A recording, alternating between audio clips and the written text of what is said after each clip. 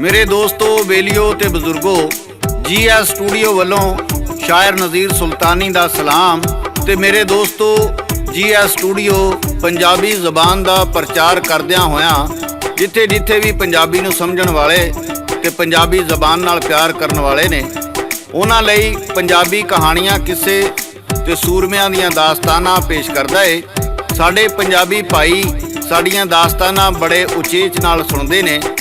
GS studio अज पेश करदा है दास्तान निज़ाम डाकू। इस दास्तान दी फरमाइश करदे ने काले वाला चीमा तो ज़काउल्ला चीमा, चढ़दे पंजाब तो बिट्टू लहरी, अमान सलाले तो चौधरी मोहम्मद शरीफ, राजकोट गुजरांवाला तो मुहम्मद मालक उर्फ काका, मुहम्मद उस्मान, मुहम्मद यासीन, वकास अली ते वकार अली, शेखुपुरा तो राणा मुहम्मद हारून खान, डिग्री कॉलेज शेखुपुरा तो मोहम्मद शफीक खान ते स्पोर्ट्स डायरैक्टर मुहम्मद हनीफ खान, चढ़दे पंजाब तो जोगिंदर सिंह खालसा, रावलपिंडी तो राणा जाफर, जंडियाला शेर खान तो तारक महमूद खान, इटली तो अंजम पट्टी, जफर बबली पट्टी ते चौधरी आमर विरक बुतालिया, स्पेन तो राणा शबीर आज़ाद, इंग्लैंड तो बलबीर सिंह कंवल। मेरे सज्जनों, निज़ाम डाकू माझे का एक सूरमा होया है जिन्हें अंग्रेज़ों का जीना हराम कर दिता। उंज ते राय अहमद खान खरल, सुल्ताना डाकू ते जग्गे जट ने भी अंग्रेज़ों नूं नत्थ पा के रखी। निज़ाम लोहार ने भी घट नहीं की। निज़ाम लोहार, जिन्हों निज़ाम डाकू का नाम दिता गया, जदों कि वो अंग्रेज़ निज़ाम के खिलाफ लड़न वाला सूरमा सी। जबरू नाई दे नाल नाल निज़ाम डाकू ते होर बहुत सारे साथी अंग्रेज़ फौज लई एक डरावना खाब ते मौत दे फरिश्ते बन गए सन। मेरे सज्जनों, निज़ाम डाकू 1983 नूं जिला अमृतसर दे पिंड सोल विच जम्मिया ते इहदे माँ प्यो बड़े माड़े सन, जिहड़े दातरियां रंबे बना के अपना गुजारा करते सन। उन्होंने बचपन तो ही हथियार बनाउण दा बड़ा शौक सी। उन्हें एक पिस्तौल बनाई जिहदे अगे बरछी लगी सी। खैर, वड्डा हो के फौज विच बतौर लोहार भर्ती हो गया ते उहदा काम हथियारां नूं साफ करना ते उहनां दी मरम्मत करना सी। एक बारी एक अंग्रेज़ अफसर ने उन्होंने गालियां दित्तियां ते बड़ी बेइज्जती कीती। निज़ाम डाकू ये बर्दाश्त ना कर सकिया ते उस अफसर नूं मार के फौज विचों नस आया। वो समझदा सी भई अंग्रेज़ हिंदुस्तान दे लोकां नूं चंगा नहीं समझदे, इसे तो वो अपनी जोरावर कार्रवाइयां के जरिए इत्थों के लोगों को दबा के ते डरा के रखना चाहते ने। इसे पारों कई सूरमे इन्हां दे अत्याचार अगे हथियार बन के खड़े हो गए। फौजी अफसर नूं कतल करन तो बाद जदों निज़ाम फरार हो गया, अंग्रेज़ी फौज ने निज़ाम दे घर छापा मारिया ते घर विच ओहदी माँ ते ओहदी भैण कलियां सन। सिपाहियां ने उन्हां ते बड़ा तशद्दद कीता, जिहदे नतीजे विच निज़ाम दी माँ मर गई ते भैण बुरी तरह जख्मी हुई। जदों निज़ाम घर आया, ओहदी भैण ने सारा वाकया निज़ाम नूं सुनाया। सादक पट्टी पेश करदा है, लाला जी रिकॉर्ड करते ने ते दास्तान लिखते ने शायर नज़ीर सुल्तानी।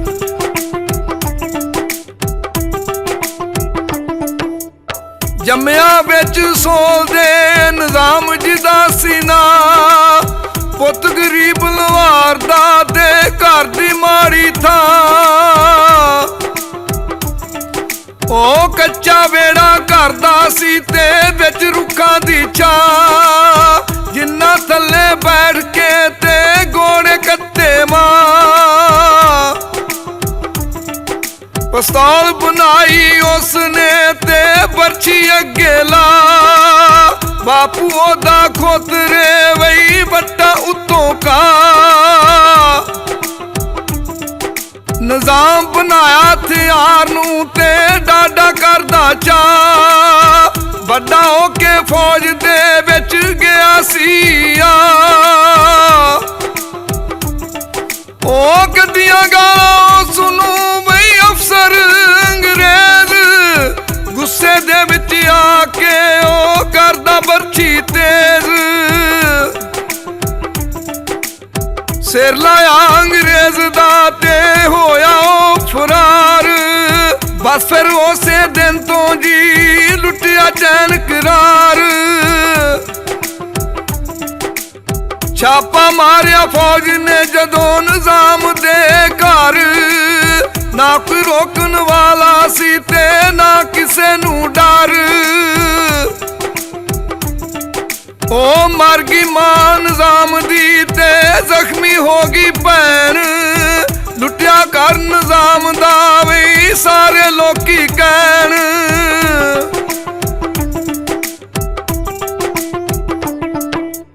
ਮੇਰੇ ਸੱਜਣੋ, ਜਦੋਂ ਨਿਜ਼ਾਮ ਦੀ ਭੈਣ ਨੇ ਦੱਸਿਆ ਭਈ ਅੰਗਰੇਜ਼ ਪੁਲਿਸ ਨੇ ਮਾਂ ਨੂੰ ਮਾਰ ਦਿੱਤਾ ਏ ਤੇ ਮੇਰੇ ਤੇ ਵੀ ਤਸ਼ੱਦਦ ਕੀਤਾ ਏ, ਇਹ ਹੀ ਉਹ ਵੇਲਾ ਸੀ ਜਦੋਂ ਨਿਜ਼ਾਮ ਨੇ ਅੰਗਰੇਜ਼ ਨਿਜ਼ਾਮ ਦੇ ਖਿਲਾਫ ਲੜਨੇ ਦਾ ਫੈਸਲਾ ਕੀਤਾ। ਉਹਨੇ ਆਪਣੀ ਭੈਣ ਦਾ ਵਿਆਹ ਆਪਣੇ ਇੱਕ ਦੋਸਤ ਜਿਹਦਾ ਨਾਂ ਸ਼ਫੀ ਸੀ ਉਹਦੇ ਨਾਲ ਕਰ ਦਿੱਤਾ ਤੇ ਆਪ ਦੂਰ ਵਿਰਾਨਿਆਂ ਵਿੱਚ ਇੱਕ ਹਵੇਲੀ ਜਿਹਦਾ ਨਾਂ ਕਿਕਰਾਂ ਵਾਲੀ ਹਵੇਲੀ ਸੀ ਜਾ ਕੇ ਪਨਾਹ ਲੈ ਲਈ। ਨਿਜ਼ਾਮ ਲੋਹਾਰ ਨੇ ਕਈ ਅੰਗਰੇਜ਼ ਪੁਲਿਸ ਅਫਸਰ ਕਤਲ ਕੀਤੇ ਤੇ ਜਾ ਕੇ ਅੰਗਰੇਜ਼ ਦੇ ਬਾਗੀ ਚੇਤੂ ਸਿੰਘ ਤੇ ਮੇਤੂ ਸਿੰਘ ਨਾਲ ਜਾ ਰਲਿਆ, ਜਿਨ੍ਹਾਂ ਦਾ ਅਸਲਾ ਛਵੀ ਤੇ ਬਰਛੀ ਸੀ। ਪਰ ਨਿਜ਼ਾਮ ਡਾਕੂ ਕੋਲ ਬੰਦੂਕਾਂ ਸਨ ਜਿਹੜੀਆਂ ਅੰਗਰੇਜ਼ ਅਫਸਰ ਨੂੰ ਮਾਰਨ ਤੋਂ ਬਾਅਦ ਉੱਥੋਂ ਲੈ ਕੇ ਨੱਸਿਆ ਸੀ। ਉਹ ਜੰਗਲਾਂ ਤੇ ਜ਼ਖੀਰਿਆਂ ਵਿੱਚ ਰਹਿੰਦੇ ਤੇ ਮੌਕਾ ਮਿਲਦਿਆਂ ਹੀ ਅੰਗਰੇਜ਼ੀ ਕਾਫਲੇ ਲੁੱਟਦੇ ਤੇ ਮਾੜਿਆਂ ਗਰੀਬਾਂ ਵਿੱਚ ਵੰਡ ਦਿੰਦੇ। ਨਿਜ਼ਾਮ ਦਾ ਵੀ ਇੱਕੋ ਹੀ ਮਕਸਦ ਸੀ ਭਈ ਅੰਗਰੇਜ਼ ਦੇ ਪਿੱਠੂਆਂ ਤੇ ਜਾਗੀਰਦਾਰਾਂ ਨੂੰ ਲੁੱਟਣਾ ਤੇ ਮਾਲ ਮਾੜੇ ਤੇ ਗਰੀਬਾਂ ਵਿੱਚ ਤਕਸੀਮ ਕਰਨਾ। ਸੂਦਖੋਰਾਂ ਬਾਣੀਆਂ ਦੀਆਂ ਤਜੋਰੀਆਂ ਪਾਉਂਦੇ ਤੇ ਵਹੀ ਖਾਤੇ ਸਾੜ ਦਿੰਦੇ ਤੇ ਕਰਜ਼ਈਆਂ ਦੇ ਸਿਰਾਂ ਤੋਂ ਕਰਜ਼ਾ ਲਾਂਦੇ। ਕਿਸਾਨਾਂ, ਮਜ਼ਾਰਿਆਂ, ਗਰੀਬਾਂ ਦੀਆਂ ਇੱਜ਼ਤਾਂ ਲੁੱਟਣ ਵਾਲਿਆਂ ਦੇ ਸਿਰ ਲਾ ਦਿੰਦੇ ਸਨ।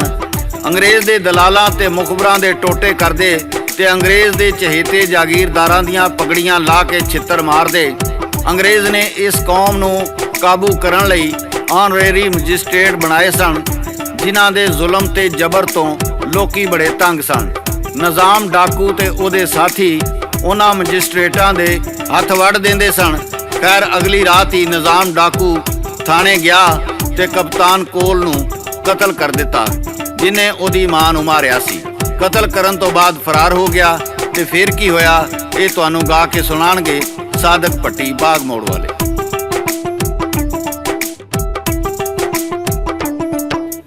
ਵੱਡਿਆ ਥਾਣੇ ਜਾ ਕੇ ਸੱਜਣੋ ਜਦੋਂ ਨਿਜ਼ਾਮ ਲਵਾਰ, ਜਿੰਨੇ ਮਾਰੀ ਮਾਂ ਉਹਦੀ ਮਾਰਿਆ ਥਾਣੇਦਾਰ। ਉਹ ਤਾਂ ਸਿਆਣੇ ਕਹਿ ਗਏ ਯਾਰੋ ਗੈਰਤ ਨਾਲ ਜਵਾਨ, ਜ਼ਿੰਦਗੀ 4 ਦਿਨਾਂ ਦੀ ਤੇ ਕਾਹਦਾ ਏਡਾ ਮਾਣ। ਉਹ ਲੱਖਾਂ ਮਾਲ ਕਮਾ ਕੇ ਤੇ ਛੱਡ ਗਏ ਇੱਥੇ ਜਾਨ, ਕਿਹੜੇ ਤੇਰੇ ਮਰਲੇ ਤੇ ਕਾਹਦਾ ਯਾਰ ਗੁਮਾਨ। ਕਤਲ ਹੋਇਆ ਕਪਤਾਨ ਤੇ ਖੁਸ਼ੀਆਂ ਸਭ ਮਨਾਣ, ਜਿਨ੍ਹਾਂ ਵਿੱਚ ਗਰੀਬ ਤੇ ਮਜ਼ਦੂਰ ਤੇ ਨਾਲ ਕਿਸਾਨ। ਉਹ ਗੋਰਾ ਬਦਕਾਰ ਸੀ ਕਰੇ ਔਰਤਾਂ ਨੂੰ ਪਰੇਸ਼ਾਨ, ਉਹ ਤੇ ਨਾਲ ਜ਼ਬਰ ਦੇ ਵੀ ਲੈਂਦਾ ਸੀ ਲਗਾਨ। ਮਾਰਿਆ ਫਿਰ ਢੋਲ ਸੀ ਤੇ ਕੀਤਾ ਬੁਰਾ ਹਾਲ, ਸੱਚਿਆਂ ਨਾਲੇ ਵਿੱਚ ਸੀ ਜਿਹੜਾ ਰਾਵੀ ਦੇ ਸੀ ਨਾਲ। ਉਹ ਧੁੰਮਾਂ ਪਈਆਂ ਜਗ ਦੇ ਵਈ ਜੰਮਿਆ ਸ਼ੇਰ ਜਵਾਨ, ਡਰਦੀ ਫਿਰ ਪੁਲਿਸ ਸੀ ਜਦੋਂ ਗੱਜੇ ਵਿੱਚ ਮੈਦਾਨ। ਉਹ ਬਰਛੀ ਨਿਜ਼ਾਮ ਲਵਾਰ ਦੀ ਉਹਨਾਂ ਕੱਢੀ ਸੀਨਿਓ ਜਾ, ਕੱਢਿਆ ਫਿਰ ਢੋਲ ਨੇ ਨਾਲੇ ਵਿੱਚ ਪਿਆ। ਲਾਏ ਫਿਰ ਅੰਗਰੇਜ਼ ਨੇ ਜੀ ਥਾਂ ਥਾਂ ਤੇ ਇਸ਼ਤਿਹਾਰ, ਲੱਖ ਦਾ ਫਿਰ ਨਾਮ ਸੀ ਰੱਖਿਆ ਨਾਲੇ ਮਰਲੇ 4।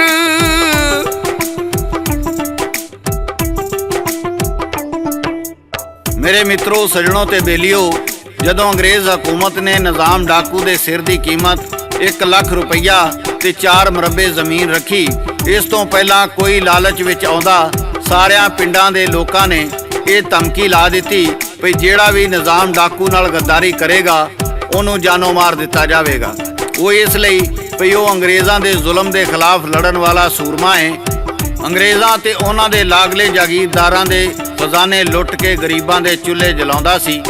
ਇੱਕ ਦਿਨ ਨਿਜ਼ਾਮ ਡਾਕੂ ਕਿਧਰੇ ਜਾ ਰਿਹਾ ਸੀ ਤੇ ਉਹਨੇ ਰਸਤੇ ਵਿੱਚ ਇੱਕ ਬੁੱਢੜੀ ਮਾਈ ਰੋਂਦੀ ਜਾਂਦੀ ਵੇਖੀ। ਨਿਜ਼ਾਮ ਲੋਹਾਰ ਨੇ ਪੁੱਛਿਆ, ਮਾਂ ਜੀ ਤੁਹਾਨੂੰ ਕੀ ਹੋਇਆ ਹੈ? ਤੇ ਮਾਈ ਕਹਿਣ ਲੱਗੀ, ਪੁੱਤਰਾ, ਇੱਕੋ ਇੱਕ ਮੇਰਾ ਪੁੱਤਰ ਸੀ ਜਿਹਨੂੰ ਅੰਗਰੇਜ਼ਾਂ ਨੇ ਥਾਣੇ ਵਿੱਚ ਬੰਦ ਕਰ ਦਿੱਤਾ ਹੈ ਤੇ ਮੇਰੀ ਫਰਿਆਦ ਕੋਈ ਨਹੀਂ ਸੁਣਦਾ।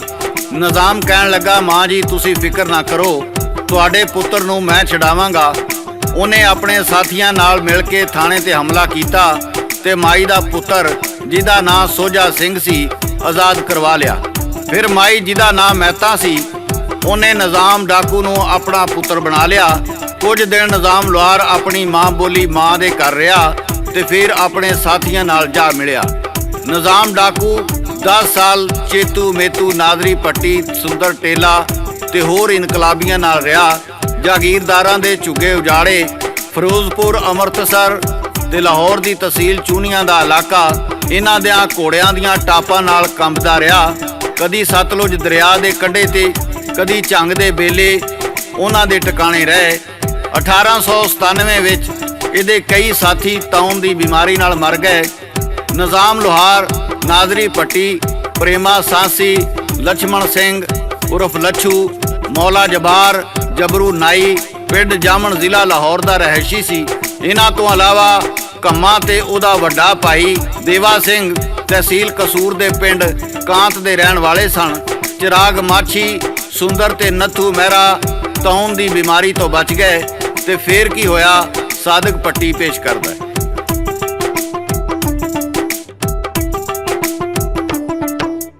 ਆਖਿਆ ਫਿਰ ਨਿਜ਼ਾਮ ਨੇ ਵਈ ਹੋ ਜੋ ਹੁਸ਼ਿਆਰ, ਜ਼ਾਲਮਾਂ ਅੱਗੇ ਚੁੱਕ ਲਵੋ ਆਪਣੇ ਯਾਰ ਹਥਿਆਰ। ਸੂਦ ਖੋਰਾ ਰਾਮੀਆਂ ਨੂੰ ਵੀ ਜਾ ਕੇ ਲੁੱਟ ਲਵੋ, ਸਾਰੇ ਪੈਸੇ ਜਾ ਕੇ ਗਰੀਬਾਂ ਘਰ ਪਹੁੰਚਾਓ। ਰਾਜੇ ਤੇ ਮੈਂ ਰਾਜੇ ਅੰਗਰੇਜ਼ਾਂ ਦੇ ਗੁਲਾਮ, ਲੁੱਟ ਲੋ ਸਾਰੇ ਜਾ ਕੇ ਵੀ ਦਿੱਤਾ ਹੁਕਮ ਨਿਜ਼ਾਮ। ਜ਼ਾਲਮ ਭਾਵੇਂ ਸਿੱਖ ਤੇ ਭਾਵੇਂ ਮੁਸਲਮਾਨ, ਸਿੱਖ ਸਾਈ ਖੱਤਰੀ ਕੱਢੋ ਸਭ ਦੀ ਜਾਨ। ਜਿਉਣੇ ਮੋੜ ਤੇ ਹੋਰ ਵੀ ਕਰਦੇ ਇੰਤਜ਼ਾਰ, ਸੁੰਦਰ ਨੱਥੂ ਮਹਿਰ ਤੇ ਨਾਜ਼ਰ ਭੱਟੀ ਯਾਰ। ਕੰਮਾ ਦੇਵਾ ਮਾਨ ਤੇ ਮਾਛੀ ਯਾਰ ਚਿਰਾਗ, ਚੜੀ ਪੁਲਿਸ ਅੰਗਰੇਜ਼ ਦੀ ਤੇ ਲੱਭਦਾ ਨਹੀਂ ਸਰਾਖ। ਉਹ ਰੁਕਨਪੁਰ ਤਹਿਸੀਲ ਦੇ ਸਾਰੇ ਸੂਦ ਖੋਰ, ਲੁੱਟੇ ਉਹਨਾਂ ਜਾ ਕੇ ਚੋਰਾਂ ਨੂੰ ਪੈ ਗਏ ਮੋਰ।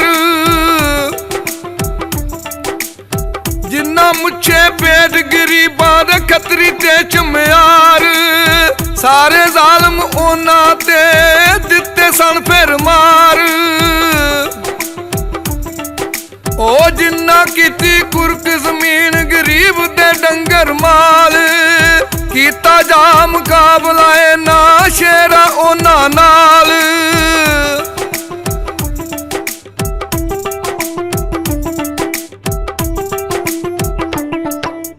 ਮੇਰੇ ਸੱਜਣੋ, ਉਹਨਾਂ ਪਿੰਡਾਂ ਦੇ ਕਈ ਜਵਾਨ ਆ ਕੇ ਉਹਨਾਂ ਦੇ ਗਰੋਹ ਨਾਲ ਰਲ ਗਏ।